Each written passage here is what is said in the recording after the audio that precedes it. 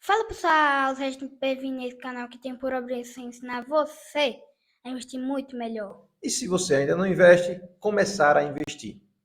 Hoje eu trago para vocês como eu analiso os fundos imobiliários.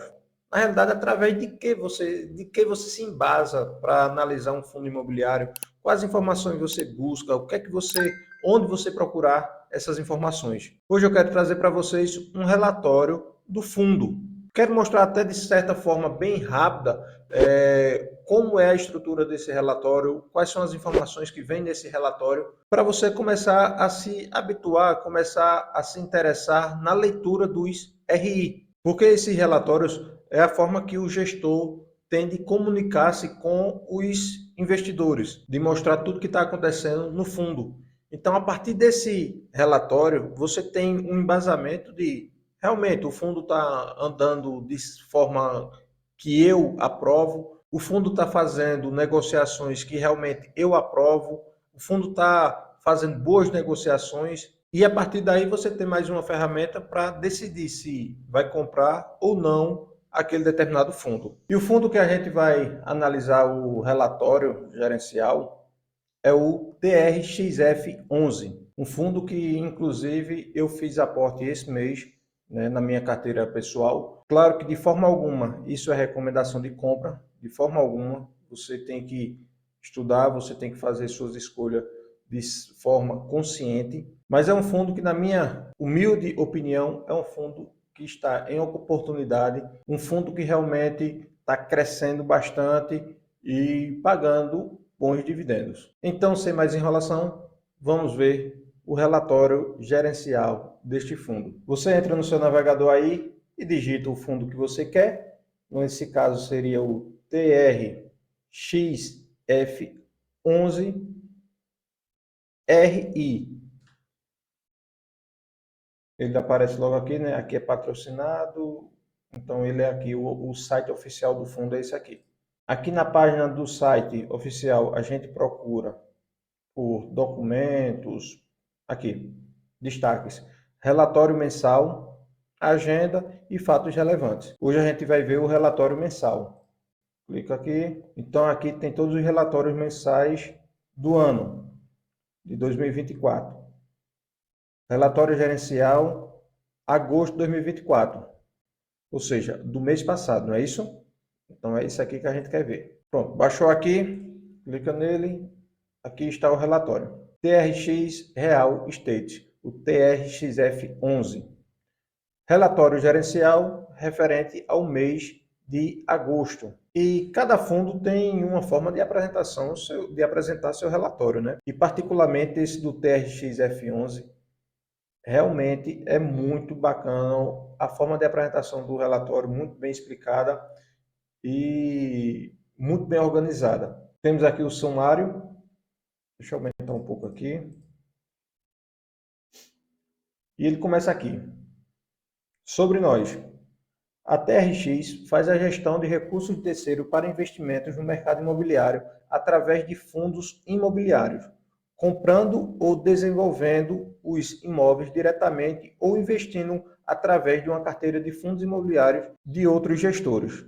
Mais de 2 milhões de metros quadrados de imóveis desenvolvidos, mais de 100 imóveis construídos ou comprados, mais de 8 bilhões investidos e mais de 180 mil investidores ativos. Aqui alguns dos seus clientes, né? O Pão de Açúcar, Açaí Atacadista, Carrefour, Grupo São Mateus. Eles também disponibilizam o relatório gerencial através de um canal no YouTube, né? Eles fazem toda a explicação do relatório, né, no canal. Você pode enviar aqui suas perguntas, né, para o e-mail, alguma dúvida que você venha a ter. E aqui começa. O objetivo do fundo. Fundo de investimento imobiliário com foco na distribuição de renda e dividendos aos seus cotistas, através de uma gestão ativa. Ou seja, essa gestão ativa quer dizer o quê? Quer dizer que eles estão ativamente no mercado, procurando sempre novas soluções, procurando sempre novos bons negócios, que busca maximizar seu retorno por meio de aquisição, do desenvolvimento e da venda de imóveis, locado preferencialmente para grandes empresas com contratos de longo prazo. Aqui as informações básicas do fundo, né, como nome, CNPJ, tal, taxa de administração, taxa de performance. E aqui a data base do relatório, 30/8/2024. Ou seja, no fechamento do mês de agosto, eles fecharam o relatório. Principais números: cotas, valores patrimonial e de mercado e vacância. São números importantes para você começar a se familiarizar, você que não tem essa intimidade com o relatório nem com os fundos, né? Número de emissões: 10 emissões realizadas, ou seja, foram 10 captações, né, de recursos. Cotas emitidas: 20.035.563 cotas emitidas. Número de cotistas: 181.328 cotistas. Isso referente a essa data, né, 30/8. Hoje já pode ter mudado alguma coisa. Cota de mercado, 106,16. Mais uma vez, referente ao dia 30/8.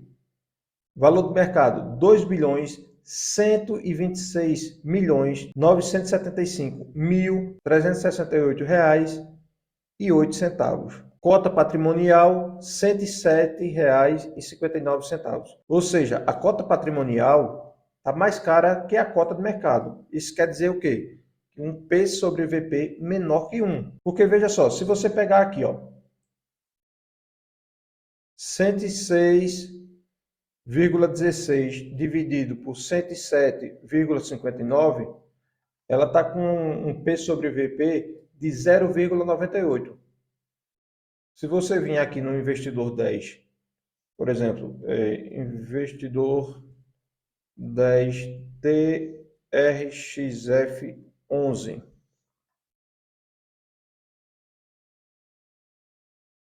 aqui, P sobre VP, 0,98.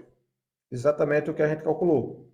Quer dizer que o mercado está pagando menos do que realmente vale a cota.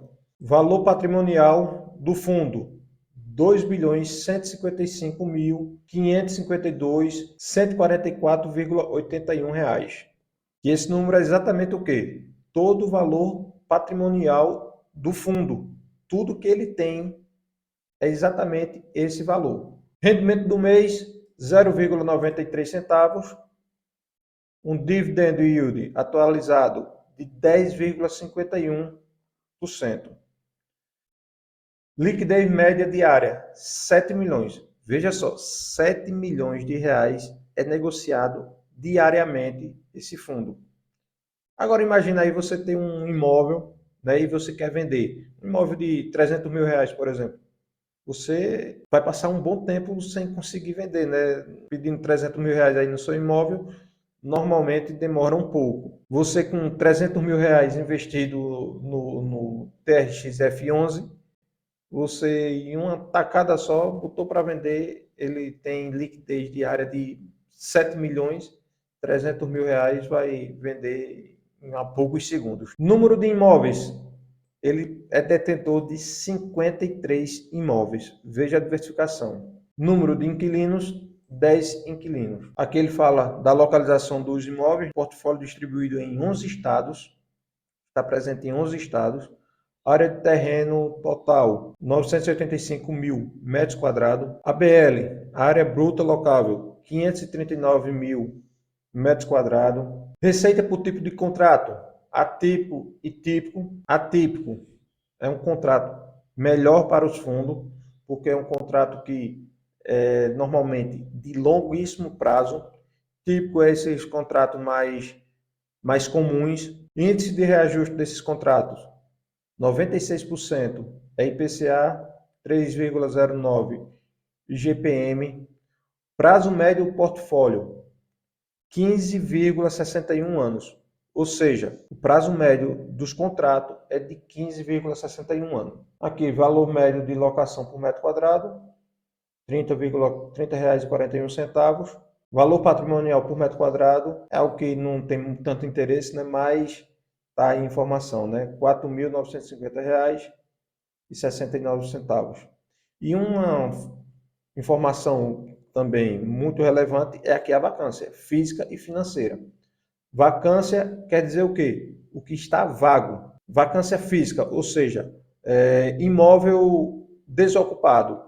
Vacância física zero, ou seja, todos os imóveis dele está ocupado, está com inquilino. Vacância financeira é exatamente aluguel atrasado e também está aqui com vacância financeira de 0%, ou seja, todos os inquilinos pagando em dia. Destaque do mês. Fato relevante, conclusão de transação de venda e compras de imóveis. Aqui ele fala as negociações que foram feitas no mês, né? No dia 20 de agosto foi comunicada a conclusão da venda de 6 lojas do fundo e a aquisição de outras 3 lojas. E aqui ele fala o valor de venda, 411 milhões, valor de investimento das 3 lojas que ele comprou, 181 milhões, tererê, tererê, tararai. Aqui a distribuição mensal, o que ele já falou lá em cima, né? 93 centavos por cota, que representa um dividend yield anualizado de 10,51%. Pagamento será realizado no dia 13/9 aos investidores detentores de cotas no dia 30/8. Ou seja, quem dormiu com a cota no dia 30/8 terá direito de receber 0,93 por cota. Comentários sobre o mercado. Essa parte é muito importante para você entender sobre o que está acontecendo no mercado. Aqui é um gestor competente que está no mercado, vive disso, estuda o mercado. Então, ele diz o que está acontecendo, as previsões e o que realmente está se passando na macroeconomia. Ele começa dizendo aqui, em agosto, INFIX, para vocês que não sabem ainda, é a média dos melhores fundos imobiliários, avançou 0,86%, acumulando uma alta de 2,48% no ano, puxado pelos fundos de papel, que subiram 1,16% segundo o índice ITRIX. O mês foi marcado pela entrada de investidores institucionais e estrangeiros na Bolsa de Valores, apesar do persistente receio em relação à situação fiscal do país. Esse movimento impulsionou uma forte valorização do Ibovespa, que fechou o mês com um ganho de 6,54%. No entanto, não foi suficiente para provocar uma apreciação do dólar, que permaneceu próximo da estabilidade. Ou seja, você começando a ler esse tipo de relatório, você já vai começar a ter um entendimento sobre o que é macroeconomia, como está se movimentando o mercado. Você vai saber que em agosto, por exemplo, o Ibovespa fechou com positivo 6,54%, né, que está tendo uma entrada maior de investidores estrangeiros na Bolsa. Vamos continuar. Mesmo com os avanços nos ativos de risco, os investidores seguem atentos à atual conjuntura brasileira. O IPCA 15 de julho registrou alta de 0,3, enquanto as expectativas eram de aproximadamente 0,23. Além disso, em agosto, diversas regiões enfrentaram queimadas que podem gerar impactos diretos e indiretos nos preços domésticos. Analistas também alertam para o endividamento do país e a evolução do mercado de trabalho, reforçando a possibilidade de um cenário de alta na Selic ainda em 2024. Já no cenário externo, há uma expectativa positiva, principalmente para os Estados Unidos. Na maior economia do mundo, há um misto de sinais de desaceleração, especialmente com o aumento do desemprego, contrastando com a estabilidade na atividade econômica. Esse é o principal ponto de atenção ao avaliar a possibilidade de cortes de juros pelo Fed. Embora os mercados deem como certo o início de um ciclo de corte na taxa de referência a partir de setembro, a mudança na candidatura dos democratas, substituindo Joe Biden por Kamala Harris, tem aumentado as dúvidas sobre quem ganhará as eleições no país, após um início de campanha muito favorável para o candidato republicano Donald Trump. Apesar das diferentes vertentes, ambos estão apresentando campanhas com viés inflacionário, seja por uma política fiscal mais branda, seja por políticas econômicas nacionalistas, o que pode acabar limitando o espaço para que o Fed continue a cortar juros em 2025. Veja só o quanto de informação apenas nesse trecho ele falou. Ele falou da economia dos Estados Unidos, falou da eleição dos Estados Unidos, como isso impacta o corte da taxa de juros nos Estados Unidos e que, de certa forma, isso impacta o mundo todo. Continuando, em agosto, Lula confirmou as expectativas ao indicar Gabriel Galípolo para assumir a presidência do Banco Central a partir de janeiro de 2025. Além disso, o mercado evidenciou as expectativas de aumento de juros brasileiros ainda neste ano. Esse movimento, naturalmente, traz uma pressão maior sobre os fundos imobiliários de tijolo em comparação aos de papel. Mesmo entre os fundos de CRI com portfólios majoritariamente indexados ao IPCA. Curiosamente, no mesmo dia em que o Banco Central americano deverá cortar juros pela primeira vez desde março de 2020, o Banco Central brasileiro deverá iniciar um novo ciclo de alta da Selic. Esses movimentos, se confirmados no dia 18 de setembro de 2024, veja só, 18 de setembro de 2024, ontem, não é isso? Hoje é 19 de setembro, ontem. E veja como ele, no dia 30 de agosto, ou seja, praticamente 20 dias atrás, já estava vendo toda prevendo, né, na realidade, todas essas mudanças nos cortes das taxas de juros.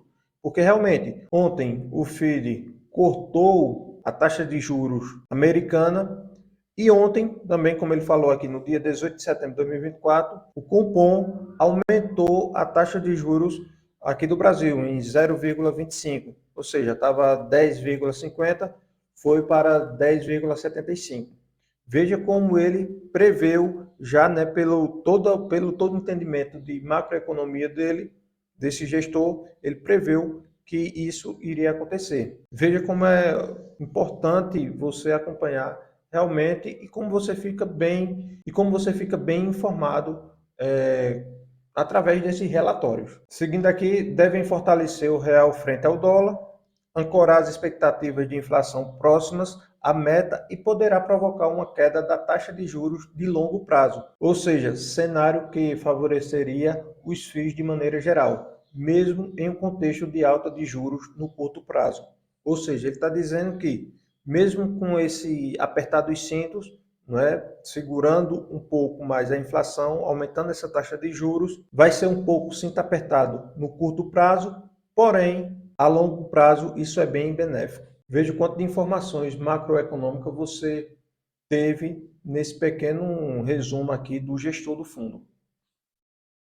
Comentários do time de gestão. Aqui ele fala sobre o fundo, especificamente, né?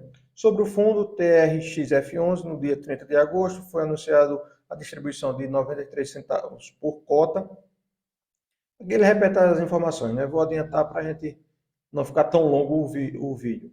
No mês, a rentabilidade total do TRXF11, que inclui a variação da cota no secundário e a distribuição de dividendo, foi de 0,07, enquanto o IFIX valorizou 0,87. Número de investidores também já falou. No dia 20 foi aqui, ele repete as mesmas informações, né? Das transações de venda, da aquisição, tal, como foi feito, como foi negociado, né, as formas de pagamento. E aqui continua. Aqui ele mostra a foto da Decathlon, que foi justamente realizado alguma negociação que está aqui. Aqui são detalhes dos contratos com a Decathlon, Campinas, Joinville, tal. Aqui mais informações sobre as negociações. E se você é cotista, você dá uma lida aí, mas só para saber realmente em relação às negociações que ele fez. Aqui chegamos na DRE, demonstração de resultado, que é muito importante para o fundo e para a gente que é acionista saber como é que está os resultados do fundo. E aqui, deixa eu pegar aqui a canetinha, mudei aqui para poder usar a canetinha. Então aqui na DRE, Temos aqui maio, junho, julho e agosto, que é justamente o mês referente a esse relatório. Então vamos ver as informações em relação a esse mês. Receitas imobiliárias, ou seja, o fundo teve 57.638.903 reais e 19 centavos de receitas imobiliárias. Rendimentos imobiliários, 3.994.000. Receitas financeiras, teve um rendimento de 1.358.940 reais. Então, o total dessa receita, tudo que entrou no caixa, foi de 62.992.396 reais, certo? E aqui os custos. Custos operacionais, 2 milhões. Despesas financeiras, 4.590.000. Então, o total de despesa, 6.622.000 reais. Resultado operacional, 56.369.903 reais. Ou seja, tudo que entrou, não é isso? Menos tudo que saiu. Então, o resultado foi esse. Resultado operacional por cota, R$ 2,81. Aí você pergunta, mas ele só está distribuindo 0,93 centavos. Exatamente. Veja que todo esse valor aí, se você comparar com os outros meses, está muito acima, não é isso? Por quê? Porque teve as negociações que ele falou logo acima. Então, o valor de distribuição foi de 18.633.000. Logo, 93 centavos por cota. Ele está seguindo aí uma linha que foi feita o mês passado, um pouco a menos do mês anterior, está ali naquela média, não é isso? E o que é que ele fez então com o restante do dinheiro que sobrou? Virou caixa. Virou caixa. Ou seja, ele está guardando esse valor que sobrou, R$ 2,01 por cota, né? Não distribuiu agora, porque ele ou vai distribuir no final do semestre, ou vai distribuir, ou vai fazer algum tipo de negociação, como ele mesmo falou que comprou, né, mais 3 lojas, não é isso? Como a gente viu no relatório mais acima.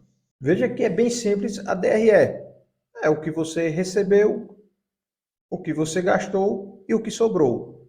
E como você vai fazer essa distribuição. Aqui ele dá o resultado da receita de forma gráfica, né?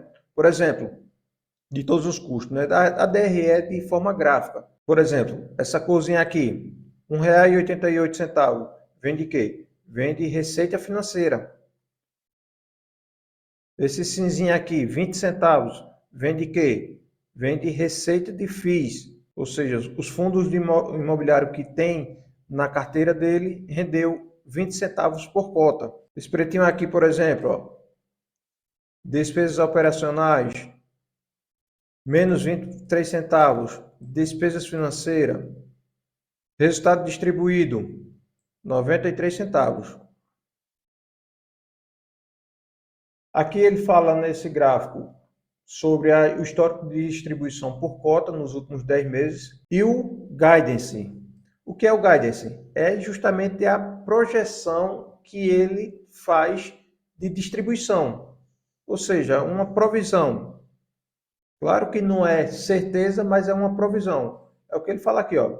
Para os próximos meses, o guidance está projetado entre 90 centavos e 93 centavos. Aqui a distribuição de novembro de 2023, dezembro, tal, agosto, 93 centavos. E aqui o guidance, entre 90 e 93 centavos. Setembro, outubro, novembro, dezembro. E por que dezembro tem aqui esse asteriscozinho? O guidance de distribuição está entre 1,50 e 2,50. Ou seja, toda aquela reserva de lucro que a gente viu agora há pouco aqui, ou seja, R$ 2,01, ele está projetado para ser distribuído lá em dezembro, que é justamente aqui. Seguindo, performance, liquidez, vencimentos e ajustes dos aluguéis. Aqui ele fala sobre nesse gráfico, evolução da base de cotistas e volume médio negociado. Aqui ele mostra o crescimento dos cotistas, né? Saiu de 108 mil em setembro de 2023 para 181 mil agora em agosto de 2024. Histórico de performance do TRXF11 e índice de mercado. Aqui ele mostra que o TRXF11 em relação a outros índices de mercado. O TRXF11, que no caso representa essa linha aqui, está ganhando de vários índices, menos do IPCA mais 6. Veja só, aqui é IPCA mais 6. Por que ele colocou o IPCA mais 6? Porque é justamente uma taxa, se você for olhar lá em cima, cadê? É a taxa de performance dos gestores.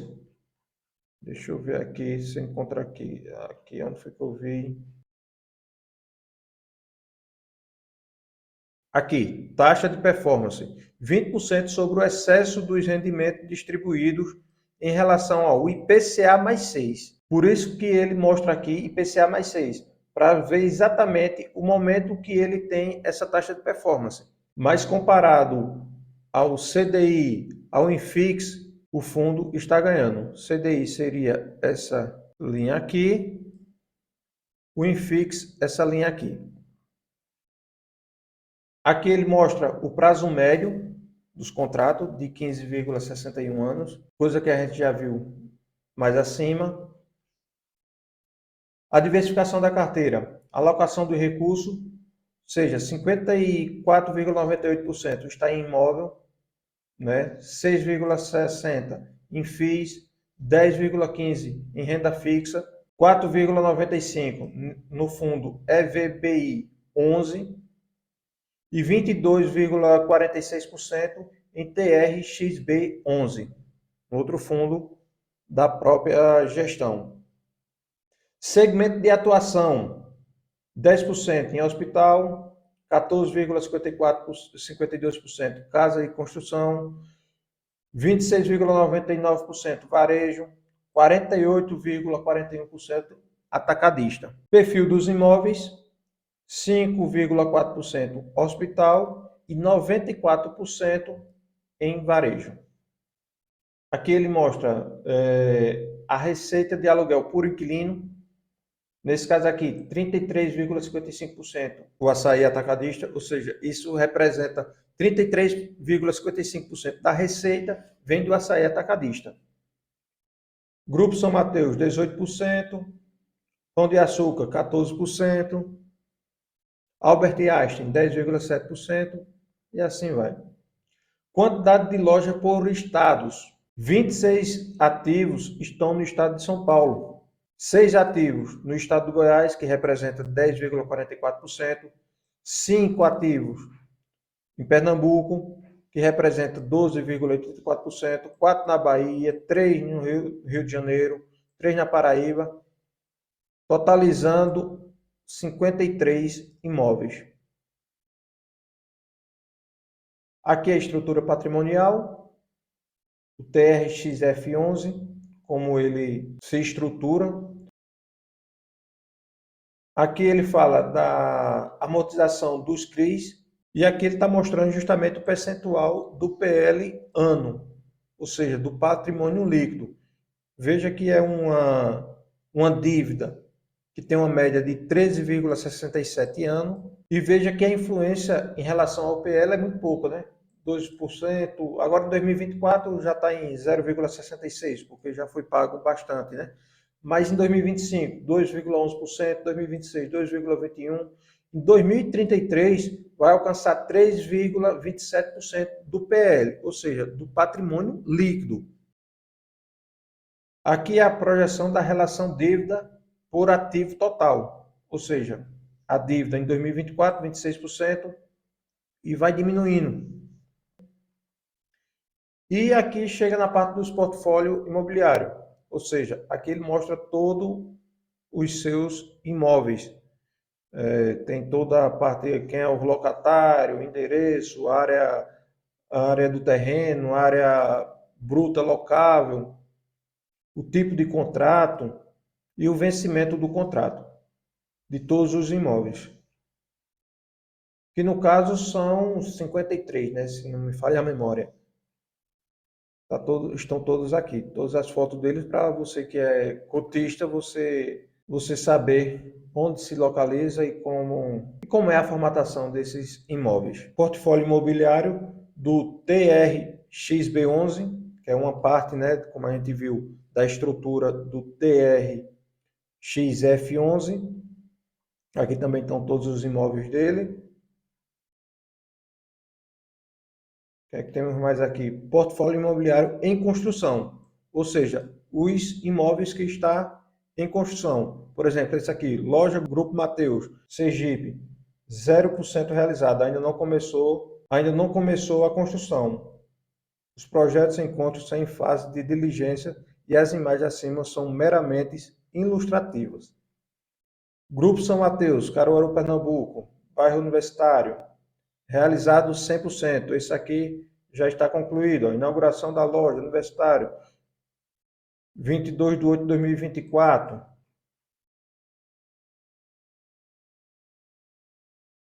Grupo Mateus, Caruaru novamente.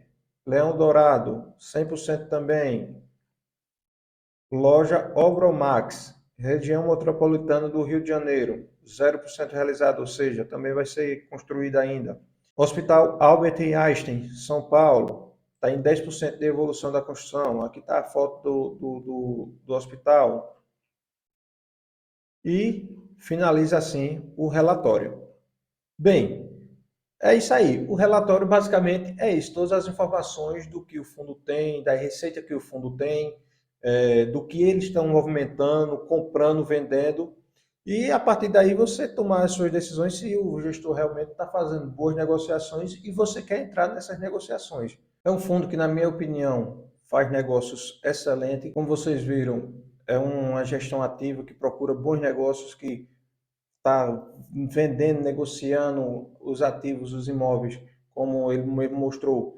Fez uma negociação de venda de 400 milhões, 400 e poucos milhões, e comprou pouco mais de 180 milhões, ou seja, faz negócios que têm um lucro absurdo, né? E esse lucro vem para onde? Para o bolso dos cotistas. Então é isso que a gente busca. Realmente o vídeo ficou um pouquinho mais longo, né? Mas com conteúdo diferenciado, uma leitura de IRE. Eu tenho certeza que para muitos aqui é a primeira vez que vê um relatório, né, de um fundo, e tenho certeza também que é algo que vai abrindo a mente e vai potencializando ainda mais os seus investimentos. E para não alongar mais o vídeo, eu vou ficando por aqui. Até o próximo vídeo. Assista os vídeos do canal. Tchau!